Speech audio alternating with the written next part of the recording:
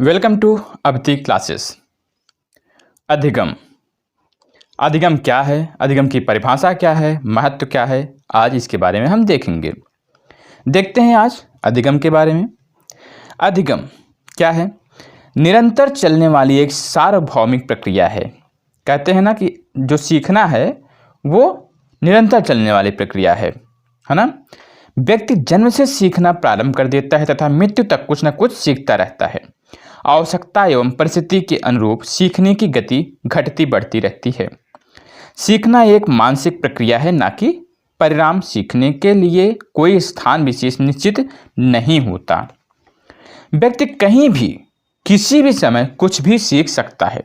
सीखने को अधिगम कहते हैं। क्या कहते हैं? सीखने को ही अधिगम कहते हैं। अब हम देखते हैं कुछ परिभाषा कि अधिगम क्या है। अनुभव के द्वारा व्यवहार में होने वाला परिवर्तन अधिगम कहलाता है। अनुभव के द्वारा व्यवहार में होने वाला परिवर्तन अनुभव कहलाता है। गेट्स अनुभव, है ना। वुडवर्थ के अनुसार नवीन ज्ञान तथा नवीन प्रक्रियाओं का अर्जन करने की प्रक्रिया अधिगम कहलाती है। वुडवर्थ ने कहा था कि नवीन ज्ञान तथा नवीन प्रक्रियाओं का अर्जन करने की प्रक्रिया अधिगम कहलाती है। स्किनर के अनुसार अधिगम व्यवहार में उत्तरोत्तर अनुकूलन की एक प्रक्रिया है। याद रखना है कि उत्तरोत्तर प्रक्रिया, अनुकूलन की प्रक्रिया स्किनर के द्वारा और क्रो के द्वारा कहा गया है कि आदतों, ज्ञान, अभिवृत्तियों का अर्जन ही अधिगम कहलाता है। गिलफोर्ड ने कहा था, गिलफोर्ड के द्वारा व्यवहार के कारण व्यवहार में कोई परिवर्तन अगर आ जाए, व्यवहार के कारण व्यवहार में कोई परिवर्तन आ जाए तो वो क्या है? अधिगम है। अब हम देखते हैं अधिगम की विशेषताएं। सीखना एक अर्जित प्रक्रिया है। सीखना क्या है? एक अर्जित प्रक्रिया है। सीखने की प्रक्रिया में अभ्यास एक महत्वपूर्ण कारक है। अभ्यास एक महत्वपूर्ण कारक है। सीखना एक व्यक्तिगत प्रक्रिया है और सीखने की प्रक्रिया व्यक्ति की इच्छा पर निर्भर करती है। किसकी इच्छा पर? व्यक्ति की इच्छा पर। अगर वो चाहे तो वो सीखेगी और ना चाहे तो नहीं सीखेगा, है ना। तो सीखने की प्रक्रिया किस पर निर्भर करेगी? इच्छा पर निर्भर करेगी। अगर हमारा इच्छा है तो हम सीखेंगे, नहीं इच्छा है तो नहीं सीखेंगे। सीखने की प्रक्रिया जीवन भर चलती रहती है, यानी कि हम कुछ भी अगर नया देखते हैं, सुनते हैं तो वो सब सीखना है। सीखना एक मानसिक एवं मनोवैज्ञानिक प्रक्रिया है। सीखने की प्रक्रिया से शरीर के अंगों पर कोई प्रभाव नहीं पड़ता, है ना। तो सीखना जो है कोई ये शरीर के अंगों पर नहीं, ये मनोवैज्ञानिक प्रक्रिया है। क्या है? मनोवैज्ञानिक प्रक्रिया है, ये मानसिक प्रक्रिया है। तो मानसिक पर प्रभाव पड़ेगा। सीखना जो है मानसिक पर प्रभाव डाल सकता है, लेकिन शरीर के अंगों पर कोई प्रभाव नहीं डालेगा। अब हम देखते हैं सीखने के प्रकार। क्या देखेंगे? सीखने के प्रकार। तो सीखना, अधिग्रहण द्वारा सीखना या आत्मसात करके सीखना, शिक्षार्थी को बोलकर या लिखकर सीखने वाली सामग्री दी जाती है ना। अन्वेषण द्वारा सीखना, किसके द्वारा? अन्वेषण या खोज करके सीखना। रटकर सीखना, अर्थपूर्ण सीखना। अर्थपूर्ण का तात्पर्य है सीखी जाने वाली सामग्री को समझकर तथा पूर्व ज्ञान से जोड़कर, हाँ, जो हमारा पूर्व ज्ञान है उससे हम जो नवीन ज्ञान को हम जो प्राप्त कर रहे हैं उससे जोड़ेंगे और फिर अर्थपूर्ण सीखना कहलाता है वही, है ना। सीखने की प्रकृति, नेचर ऑफ लर्निंग क्या है?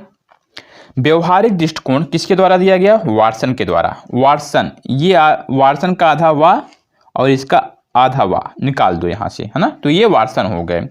वाटसन व्यवहारिक दृष्टिकोण। गेस्टाल्टवादी वर्दिमर, है ना। फिर वादी है ना, वादी और इसका वर्दी, है ना। आपको याद रखने के लिए बता रहे हैं कि इसका वाटसन और व्यवहारिक दृष्टिकोण और गेस्टाल्टवादी, तो ये वादी आ जाएंगे वर्दिमर में। किसमें? वर्दिमर में। होरामिक दृष्टिकोण जो है ये आ जाएगा मैकडूगल में। और प्रयत्न एवं भूल का सिद्धांत कौन भूल सकता है? ये थॉर्नडाइक का है। क्षेत्रीय दृष्टिकोण कॉटलेविन द्वारा क्षेत्रीय दृष्टिकोण का सिद्धांत दिया गया है। ठीक है, आगे हम चलते हैं। अधिगम का वक्र एवं पठार। अधिगम का वक्र एवं पठार क्या है, इसके बारे में हम देखेंगे। अधिगम के वक्र को सर्वप्रथम एबिंगहॉस द्वारा 1885 में प्रतिपादित किया गया। उसके बाद गेट्स एवं उनके साथियों ने अधिगम के वक्र की व्यापक रूप से व्याख्या की। सीखने की मात्रा एवं समय अथवा प्रयास के परस्पर संबंध को रेखांकित करने पर जो वक्र रेखा प्राप्त होती है उसे अधिगम का वक्र कहते हैं। अधिगम वक्र से समय के साथ सीखने में होने वाले सफलता का ज्ञान होता है ना। आगे है अधिगम 4 प्रकार का होता है। अधिगम कितने प्रकार का? अधिगम 4 प्रकार का होता है। पहला हम देखते हैं सरल रेखीय वक्र। कौन सा? सरल रेखीय वक्र। सरल रेखीय वक्र में क्या है? इसे समान निष्पादन वक्र, समान उपलब्धि वक्र, रेखीय त्वरण वक्र भी कहते हैं। इसमें क्या है? अधिगम और समय, अधिगम और समय, रेखीय त्वरण, समान उपलब्धि या फिर समान निष्पादन भी कहते हैं। जब समय के साथ साथ अधिगम की मात्रा में समान रूप से वृद्धि हो, अधिगम की मात्रा में भी वृद्धि हो रही है और समय की जो है समय में भी वृद्धि हो रही है, तब यह वक्र प्राप्त होता है। प्रायः बहुत कम परिस्थितियों में यह वक्र पाया जाता है, क्योंकि देखिए लगातार समय के साथ साथ जरूरी नहीं है कि अधिगम की मात्रा में भी वृद्धि होती जाए समान रूप से, है ना। तो इसलिए यह बहुत कम परिस्थितियों में पाया जाता है। आगे हम देखते हैं उन्नतोदर वक्र। उन्नतोदर वक्र, इसे घटता निष्पादन वक्र, उत्तल वक्र, नकारात्मक गति वक्र या घटनशील उपलब्धि वक्र भी कहते हैं। जब समय के साथ साथ अधिगम की मात्रा धीरे धीरे कम होने लगती है और अंत में वक्र एक क्षैतिज रेखा के रूप में हो जाती है। कहने का तात्पर्य यह है उन्नतोदर जो है वक्र जो होता है, इसमें क्या होता है कि धीरे धीरे समय के साथ साथ जो अधिगम की मात्रा होती है वो धीरे धीरे गिरने लगती है और गिरते गिरते एक समय ऐसा आता है जब शून्य के रूप में होने लगती है, वो क्षैतिज रूप में आ जाती है। तो जो यह प्रदर्शित करती है कि अब प्रयास या अभ्यास करने से भी सीखने की मात्रा में उन्नति संभव नहीं है ना। यहाँ पर देखिए दिखाया गया है समय के साथ साथ, है ना, ये ऐसे क्षैतिज पे आ जाएगी। यहाँ पर आप पठार देखेंगे, फिर थकान के कारण, है ना, फिर धीरे धीरे वो नीचे आ जाएगा। तो ये जो है क्या है? उन्नतोदर वक्र है। तो वक्र का क्षैतिज रेखा ही अधिगम का पठार कहलाता है। जो क्षैतिज रेखा है वो अधिगम का पठार कहलाता है। प्रायः अधिगम में उन्नतोदर वक्र ही प्राप्त होता है। ये आपका उन्नतोदर वक्र हो गया। अब आके देखते हैं नतोदर वक्र। नतोदर का तात्पर्य ये हुआ कि नतोदर वक्र को बढ़ता निष्पादन या वक्र या अवतल वक्र या सकारात्मक गति वक्र या वर्धनशील वक्र कहा जाता है। जब समय के साथ अधिगम की मात्रा में अधिक वृद्धि होती है तब नतोदर वक्र प्राप्त होता है। क्या प्राप्त होता है? नतोदर वक्र प्राप्त होता है। जैसे यहाँ पर दिखाया गया है अधिगम और समय। तो यहाँ पर ये क्या है? बढ़ता वक्र निष्पादन है। ये बढ़ता जा रहा है, ना कि ऐसे नहीं आ रहा है, ये ऐसे जा रहा है ना। तो बढ़ता हुआ है, इसका तात्पर्य ये है कि ये नतोदर वक्र है ना। इसमें अधिक वृद्धि होती है, अधिगम की वृद्धि होती है। चलिए यश टाइप में चलते हैं। मिश्रित वक्र जिसको आप कहते हो, इसे यश टाइप का भी वक्र भी कहा जाता है, क्योंकि यह वक्र नतोदर वक्र तथा उन्नतोदर वक्र का मिश्रण होता है, मिला जुला होता है। इसमें जो है एक बार नीचे एक बार ऊपर।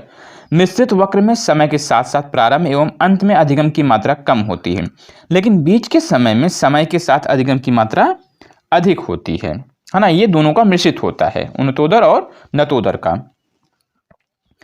अगला हमारा टॉपिक आ गया अधिगम का पठार। क्या है? अधिगम का पठार क्या है उसके बारे में हम चर्चा करते हैं। अधिगम वक्र का वह भाग जो बहुत कम उन्नति या नगण्य या शून्य उन्नति प्रदर्शित करता है, उस भाग को जो नगण्य या शून्य उन्नति प्रदर्शित करते हैं अधिगम का पठार कहलाता है। यानी कि जहाँ पर जैसे कि आप ये मानो कि आप ऐसे कर रहे हो ना, तो यहाँ पर ये हो गया शून्य, यहाँ से सिर्फ ये नीचे आएगा ना कि ऊपर जा रहा है, तो यहाँ पर ये जो है शून्य हो गया है। तो यही है अधिगम का पठार, है ना। तो इसको हम क्या कहेंगे? अधिगम का पठार कहते हैं। अधिगम के पठार को उचित मार्गदर्शन एवं उपयुक्त शिक्षण विधियों के द्वारा दूर किया जा सकता है।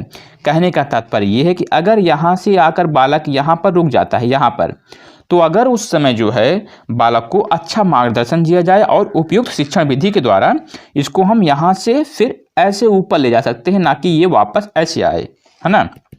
तो इसको दूर किया जा सकता है। अधिगम के उतार चढ़ाव के निम्न कारण या अनेक कारण हो सकते हैं। जैसे कि देखिए क्या हो सकता है कि उतार चढ़ाव होते हैं।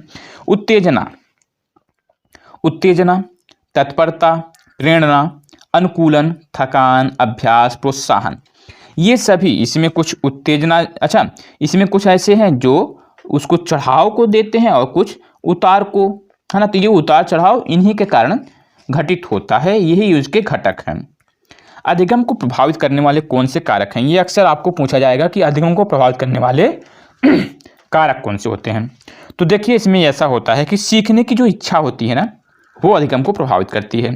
शारीरिक एवं मानसिक स्वास्थ्य, विषय वस्तु, पूर्व अधिगम, प्रेरणा, वातावरण, थकान, अभ्यास, सीखने की विधि, ये सभी जो आप देख रहे हो, ये सभी जो है अधिगम को प्रभावित करने वाले कारक हैं।